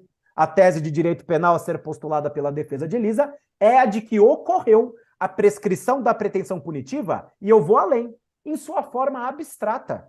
Por quê? Considerada a pena máxima cominada ao delito de dano, que é de 6 meses de detenção, e verificando-se na tabela do artigo 109 do Código Penal, nós constatamos o implemento da prescrição no prazo de 3 anos. Artigo 109, inciso 6º do Código Penal. Mas, Salim, o que eu entendo? Que a FGV vai exigir a explicação sobre a súmula 220. Nós temos que dizer que não há que se falar em aumento do prazo de prescrição em 1/3 em razão da reincidência da Elisa. A despeito de ela eventualmente ser reincidente, isso só influenciaria no cálculo do prazo da prescrição da pretensão executória e não da pretensão punitiva. Onde está isso, Arthur? Súmula 220 do STJ. Essa vai ser a explicação da banca examinadora. E, Salim, é isso essa aí. letra... E lembrando, meu parceiro, desculpa te interromper, que seria uma PPP, prescrição da pretensão punitiva, em abstrato, galera, em abstrato, porque a pena máxima do crime, 6 meses. 6 meses prescreve em 3 anos. E o enunciado diz lá, entre o recebimento da denúncia e até a presente data, não tem sentença ainda interrompendo, já se passaram mais de 3 anos. Tá bom, galera? Então, vejam, é pela pena em abstrato. Tá bom? A pena máxima em abstrato. E caso a FGV exija um fundamento legal, lembrem que a prescrição é uma causa de extinção da punibilidade prevista no artigo 107, inciso 4º do Código Penal. Exatamente. E a letra B, Salim, para a gente encerrar, que a letra B foi interessante, tá? Qual a tese de direito processual penal deve ser suscitada por Elisa? Na parte final do enunciado, o examinador diz que não foi formulado em alegações finais pelo Cláudio, que é a vítima do crime, o querelante, pedido de condenação, mas somente houve formulação de aplicação do melhor direito para que seja feita justiça. E isso, em processo penal, caracteriza uma hipótese de perempção da ação penal privada. Quando a ação penal é privada, né? E aqui a ação penal é privada, tá? A ação penal é privada. Lembrem, tanto que está claro no enunciado, vejam, o Cláudio, a juíza, queixa crime, a ação penal é privada. Então, a perempção está relacionada à ação penal privada. Vocês querem ver uma coisa? Eu estou... Salim, desculpa. Saiu o gabarito, Salim. Ah, que bom. Estou com o gabarito na mão aqui agora. Se você quiser, a gente pode projetar na tela. Vamos projetar? Vamos projetar, vamos projetar. Salim, mandaram lá no nosso grupo de WhatsApp. Se você quer que eu abra aqui ou você abre? Meu parceiro, posso tentar aqui. Ó, eu estou abrindo o WhatsApp web aqui. Tá. Estamos em primeira mão falando aqui, saiu o resultado, gente. Vamos lá. Eu posso botar aqui. Bom, e a perempção, porque a gente estava na 4B, Sim. está no 60, inciso 3 do CPP, tá? Ou seja, o querelante tem que pedir condenação, não basta pedir justiça, ele tem que pedir condenação. Tá bom, galera? Salim, consegui abrir aqui. Tá. Carregou a peça. Ó, eu Quer vou me projetar mandar na e eu tela. projeto por aqui? Quer projetar você? Você que sabe, Projeto. pode ser. Então Projeto. tá bom, então manda bala. Você tem como me mandar pelo WhatsApp aqui? Ah, mando. Peraí. Mandaram no nosso grupo lá, Salim, de segunda fase. Ah, que bom. Então deixa Porque comigo. Pode deixar que eu já estou aqui, ó. Penal. Quem sabe faz ao vivo, né, galera? Pois é. Já tô vendo que a gente acertou a peça, acertou a súmula 700, o 589 do CPP, as razões dirigidas ao Tribunal Regional Federal da 10ª Região, tudo que a gente falou. Tese da continuidade delitiva, tá lá no gabarito. Tá quase, quase. Tá quase aí? Regime prisional aberto, Salim, ó, tudo que a gente falou. Legal, fico feliz, tá? Porque a gente tá no caminho certo mesmo. Afastamento da reincidência. Arthur, meu parceiro, tô projetando aqui. Tá bom. Ó, tá na telinha, tá? Acho que todos estão vendo aqui. Sim. Apareceu para ti aí? Apareceu. Vamos direto lá no gabarito comentado? Isso. Vamos A lá, hipótese pessoal. narrada revela uma decisão judicial proferida no curso da execução penal, razão pela qual a peça a ser apresentada é o agravo em execução. A gente falou para vocês que esta é a terminologia preferida pela FGV, a gente já sabia, mas quem colocou agravo de execução, o agravo tem que ser pontuado também. Fundamento Menta Verde, 197 LEP, direcionado ao juízo da Vara de Execução Federal Criminal de Alfa, a ser interposto no prazo de 5 dias, olha o tempestivamente. Exatamente o que a gente colocou na nossa revisão de segunda-feira. Súmula 700 STF. Deveria ser requerido efeito regressivo do juízo do recurso de agravo com base no 589 CPP, seguindo o rito do recurso em sentido estrito. Exatamente o que o Arthur falou agora há pouco. Em seguida, deveria a interposição ser acompanhada das respectivas razões, dirigidas ao TRF da 10ª Região. Sobre os pedidos. Deveria ser requerida em favor de Marieta, inicialmente, a aplicação da continuidade delitiva entre todos os delitos que lhe forem imputados na forma do 71. De fato, a conduta atribuída a Marieta é extremamente a mesma, conforme é expressamente mencionado no enunciado. E, pelas circunstâncias de tempo, lugar e maneira de execução, vê-se que todas as condutas subsequentes devem ser reputadas continuação das anteriores. Portanto, a unificação das penas é exatamente o que a gente falou. Deve ser realizada na forma... Olha, eles trouxeram o 111 da LEP aqui. Tá certo. Artigo 71, caput do Código Penal, continuidade delitiva, com a aplicação da fração entre 1/6 e 2/3 de forma proporcional ao fato de haver 3 infrações idênticas, tendo em vista que a vítima é a mesma em todos os delitos do INSS. Portanto, o regime prisional é o aberto, falamos, 33, parágrafo 2º C, eu falei.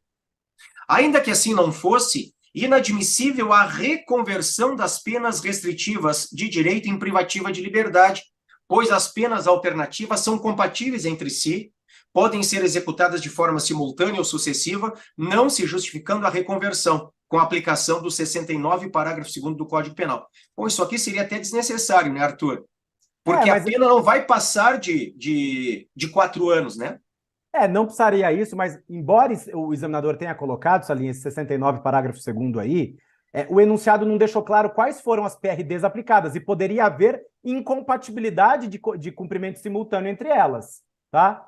não falou qual foi o tipo de PRD. Se forem prestações pecuniárias, todas podem ser aplicadas simultaneamente. Não teria nenhum impeditivo aí. O examinador não falou nada, mas, enfim, não dá para dizer que está errado esse 69, parágrafo 2º. Mas poderia ir pela linha do próprio 44 do Código Penal, porque estavam presentes os requisitos para a substituição e, não é, Salim? E com a aplicação da continuidade delitiva, a pena iria se manter dentro do limite de 4 anos. Arthur, olha o que eu falei, meu amigo, exatamente o que eu falei. Quanto à pena de multa, a jurisprudência do STJ reconhece a aplicação da regra da exasperação às penas de multa. Artigo 71 do Código Penal, afastando-se a aplicação do 72 ao caso concreto. Alternativamente, admite-se, com igual pontuação, a aplicação da soma das penas de multa originárias, na forma do 72, sendo defeso ao juízo da execução, promover nova aplicação de multa em desrespeito ao título executivo transitado em julgado.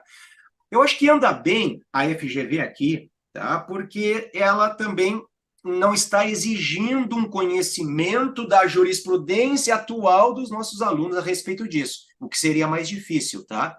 Foi o que a gente disse. Mesmo que somassem, daria 30 dias e não os 90 dias. Agora, o corretíssimo, eu sempre digo isso, é que não pode somar.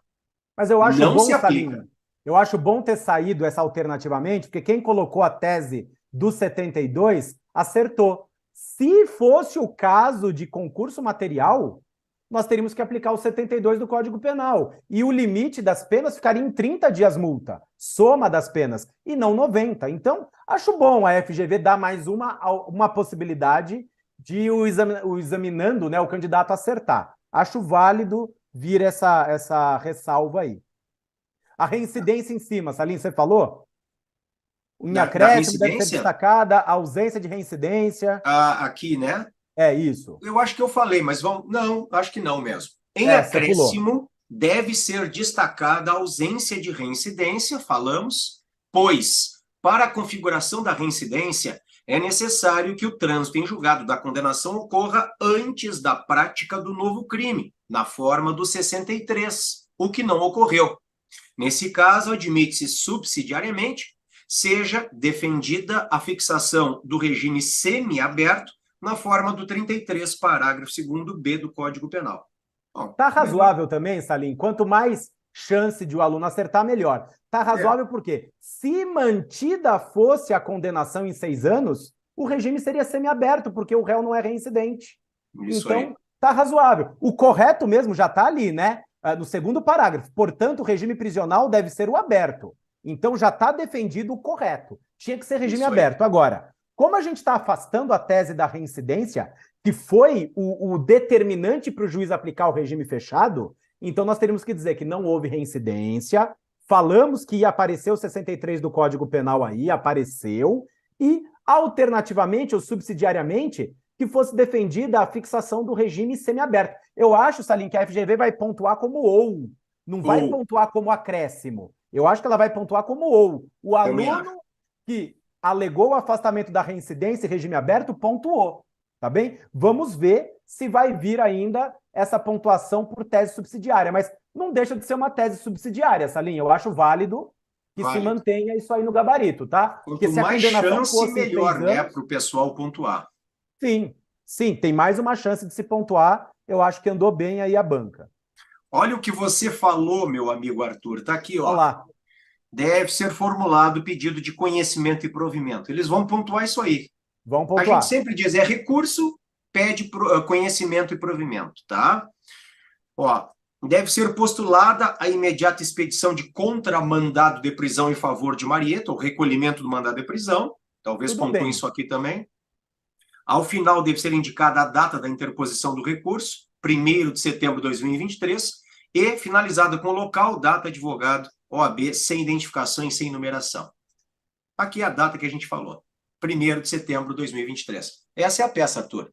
Salim, de plano não vejo nenhum problema, tá? A gente está analisando agora ao vivo juntos, né? Num primeiro momento eu não vejo problemas aí nesse gabarito, tá? Diferente do gabarito anterior, da prova passada, que a gente viu 1 milhão de problemas, não visualizei assim problema. Questão 1, meu parceiro. Vamos lá. Olha só, questão 1, a gente já fez a leitura, trouxemos as nossas impressões. Olhem a resposta da A. Tendo em vista que o enunciado relata a situação de contradição no julgado e espera a peça ser oposta, olha o verbo, pela defesa, são cabíveis embargos de declaração no prazo de 2 dias, 382 CPP. Exatamente o que nós dissemos. A letra B, olhem as 3 súmulas que nós também trouxemos. O fundamento de direito material é que a opinião do julgador sobre a gravidade abstrata do delito não autoriza a fixação de regime inicial mais severo que o permitido pela pena aplicada, consoante enunciados das súmulas 718 e 719 STF e a 440 STJ. Eu acredito, Arthur, que venha ou aqui também nas súmulas, né? Concordo, vai vir ou porque elas se complementam. Acho que só de citar 718 já está válida, porque é ela que diz que a opinião do julgador sobre a gravidade abstrata do delito não autoriza a fixação de regime mais gravoso, porque não constitui motivação idônea. Aí a 719 complementa. Não constitui motivação idônea a mera gravidade abstrata do delito. E a 440 segue a mesma linha da 718. Então, a FGV deve pontuar uma ou outra súmula. Desci para 2, meu parceiro. Olhem só. A questão retrata uma situação de violência doméstica e familiar contra a mulher, artigo 5º, 3 da Maria da Penha. O 41 da Maria da Penha exclui a incidência aos delitos praticados com violência ou grave ameaça das disposições da 9.099, o que inclui o 88, que condiciona o delito de lesão corporal à representação. Isso é só explicação. Isso é só explicação, Salim. Isso não vai ser pontuado, não, tá? Perfeito. Agora vai vir a letra A. Apenas o delito de ameaça, por estar sujeito à representação, 147, parágrafo único, Código Penal, admite a retratação da representação, que deve observar o 16 da Maria da Penha, qual seja, em audiência especialmente designada para tal finalidade antes do recebimento da denúncia. Já o delito de lesão corporal, nos termos da súmula 542 STJ, está sujeito à ação penal pública incondicionada, sendo inadmissível, portanto, a retratação, exatamente o que eu falei.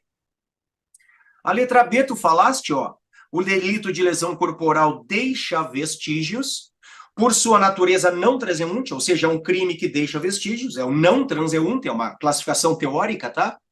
Tornando-se indispensável o exame de corpo de delito, na forma do 158 CPP, sem o que não há prova da materialidade. Nenhuma surpresa, foi o que nós falamos também, né, meu parceiro?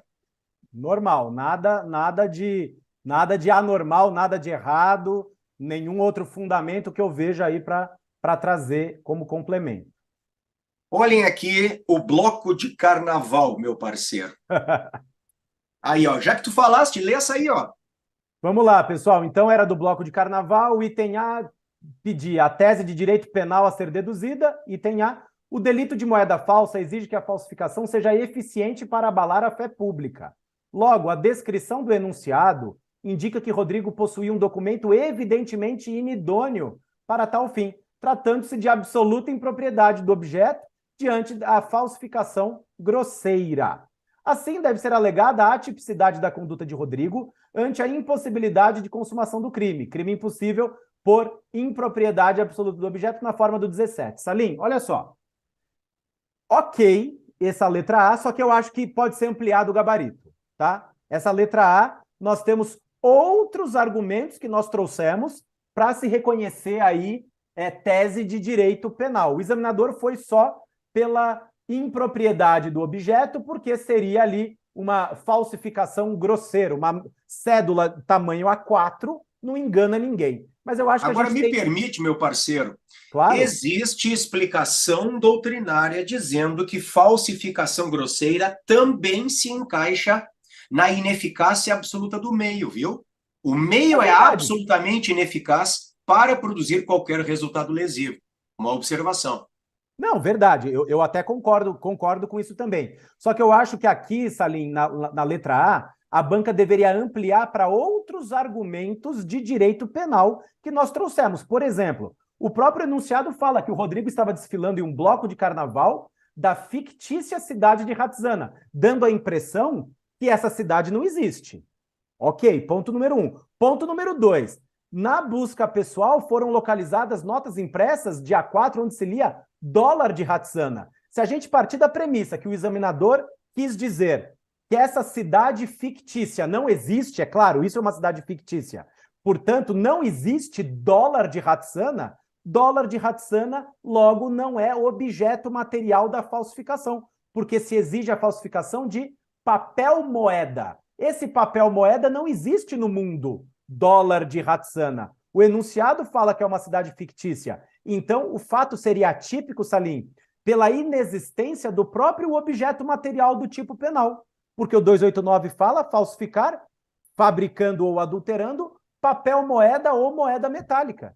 E dólar de Hatzana não é papel moeda de lugar algum. O enunciado fala que é uma cidade fictícia. Então, aqui eu já vejo que quem trouxer esta alegação também deveria ser pontuado, tá bem? Esse é um ponto aqui em relação a direito penal. O outro ponto, você até bem lembrou, a própria ausência de dolo, porque o cara estava num bloco de carnaval ali, vestido de presidente do Banco Nacional da cidade de Hatzana. E como ele estava vestido de presidente do banco, ele estava também, por brincadeira, portando cédulas de dinheiro daquela cidade, ok? Isso denota uma ausência de dolo, uma falta de vontade livre e consciente de praticar qualquer delito de falsidade ou qualquer delito de falso.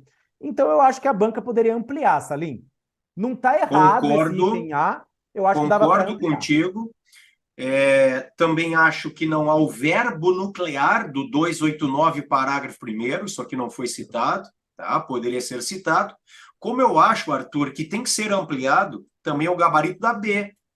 Porque, sim, nós já dissemos que a prisão é ilegal, tem que ser relaxada, o fundamento é o 310.1, tudo certinho. Agora, só colocaram a questão formal do APF. Só que, vejam, se o fato é atípico, já não poderia ser preso em flagrante por um vício material. Então, existe vício formal? Claro que sim, eu falei disso, mas também vício material. Ninguém pode ser preso em flagrante por um fato atípico, e isso não está referido aqui neste gabarito preliminar. Concordo, Salim, eu acho que teria que ampliar também essa letra B para permitir pontuar com nota máxima. Quem trouxe essa argumentação acertou. Ou inexistência de situação de flagrância, até seguindo a própria diretriz da letra A, que fala em crime impossível. Como é que um delegado lavra um auto de prisão em flagrante por um crime impossível? Então, a letra A demonstra que na letra B estaria também correta a questão se você dissesse que não havia estado de flagrância por inexistência de infração penal. Não pode ser lavrado um auto de prisão em flagrante por quem pratica fato atípico. Então, acho que deveria ser ampliado o gabarito dessa letra B, Salim. Maravilha, meu parceiro. E aí chegamos na última, Arthur. Olhem só. Não tem nenhuma surpresa, é exatamente o que nós falamos. O que disse a Banca FGV em relação a em termos de direito penal aplicável, deve-se postular o reconhecimento da prescrição da pretensão punitiva. Foi o que eu e o Arthur chamamos de PPP. Prescrição da pretensão punitiva é aquela que se dá antes do trânsito em julgado definitivo. Pois, eu mostrei para vocês a súmula há pouco. Nos termos da súmula 220 do STJ, a reincidência não influi no prazo da PPP. Como disse o Arthur, só influi no prazo da PPE. Assim, tendo havido o transcurso de mais de 3 anos, desde a data do recebimento da queixa-crime, sem que tenha sido prolatada a sentença, é imperioso concluir pela ocorrência da prescrição da pretensão punitiva. Como o próprio dispositivo legal se refere à prescrição após o trânsito em julgado, também admite-se, com igual pontuação, a referência ao 110 do Código Penal. Bom, mais ou menos, né, Arthur? Não gostei muito dessa explicação final aí, não. Até porque a gente não tem nem condenação, quanto mais trânsito em julgado, né? Também achei meio estranho esse 110, mas não está prejudicando ninguém, né? Porque Isso. admite-se igual pontuação quem se referiu ao É, 110. é o ou, né? o ou. Alternativamente. Então deixa, não precisa nem brigar por isso, né? E o item E a B... tese B, eu tinha falado, quando tu disseste, ó, saiu o gabarito preliminar, eu disse, para aí, galera, é o 63 do CPP, só para a gente encerrar. Tá aqui, ó, é a perempção. A tese de direito processual a ser defendida pela defesa de Elisa é a perempção, nos termos do 63 do CPP, pois não houve o pedido de condenação da acusada nas alegações finais.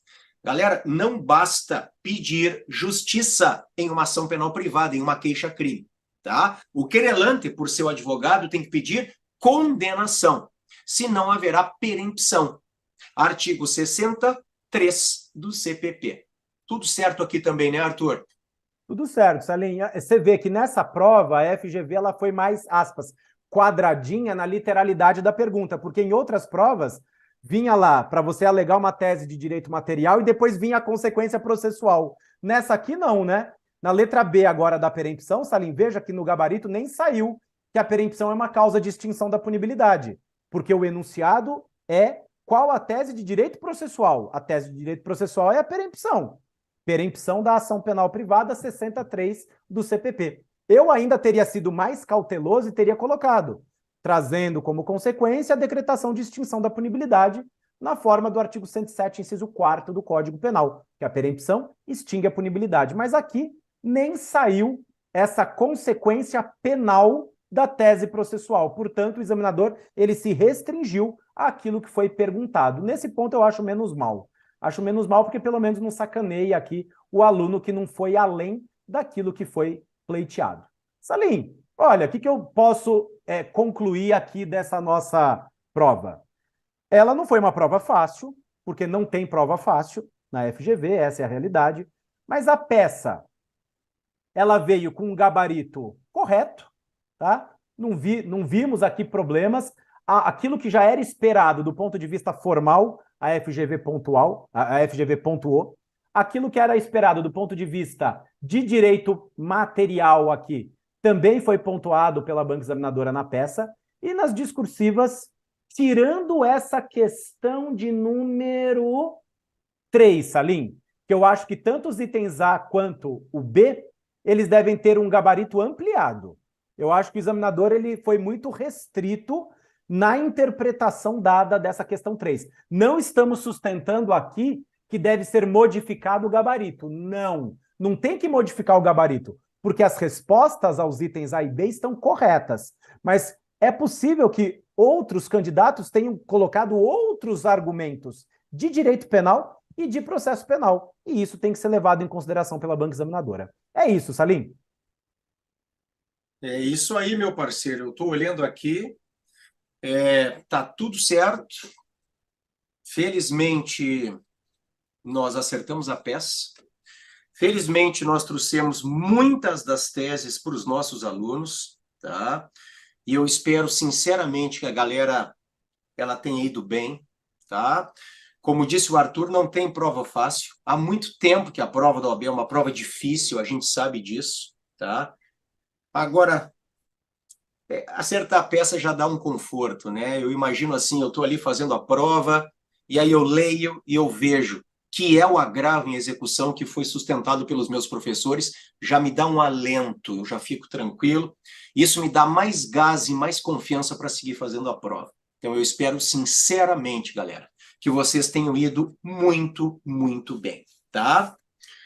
Para vocês que são nossos alunos aqui no CERS, a gente vai estar no encontro com vocês amanhã de manhã, às 11h30 da manhã, eu e o Arthur, conversando sobre as provas de vocês, trazendo aqui uma palavra para vocês, resolvendo alguma dúvida de vocês, nossos alunos aqui no CERS, tá?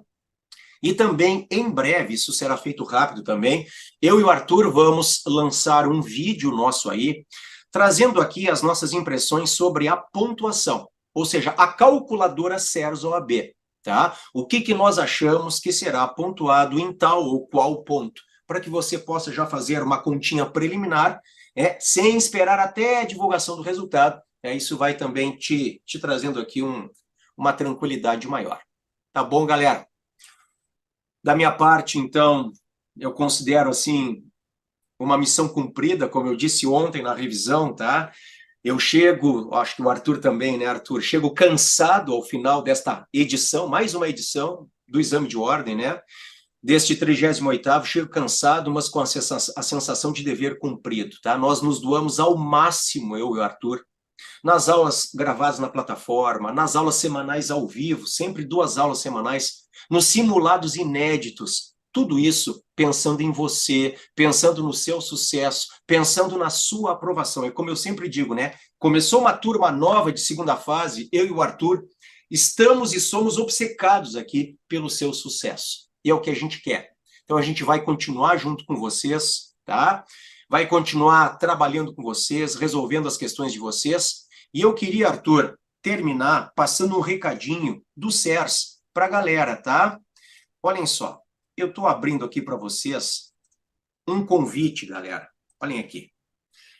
Aqueles que já pensarem em um curso de pós-graduação depois deste exame de ordem, tá? Eu quero que vocês venham comigo e com o Arthur aqui na pós em Ciências Criminais, aqui do SERS. Eu sou o coordenador, o Arthur é um dos principais professores aqui da nossa pós, em Ciências Criminais, na modalidade EAD, em 6 meses ou em 12 meses. Venham conosco, o time de professores é sensacional, tá bom, galera? A gente está preocupado aqui na pós em Ciências Criminais, tanto com o viés teórico, mas também com o viés prático, para você que está advogando ou começando a advogar. Tá bem? Meu parceiro Arthur, da minha parte, muito obrigado aí pela parceria de sempre. Obrigado ao time do SERS. Obrigado, sobretudo, a você, aluno, que confiou no nosso trabalho, que você viu a seriedade do nosso trabalho e que você está agora confiante na sua aprovação. Tá bem? Arthur, uma boa noite, pessoal. Meu amigo.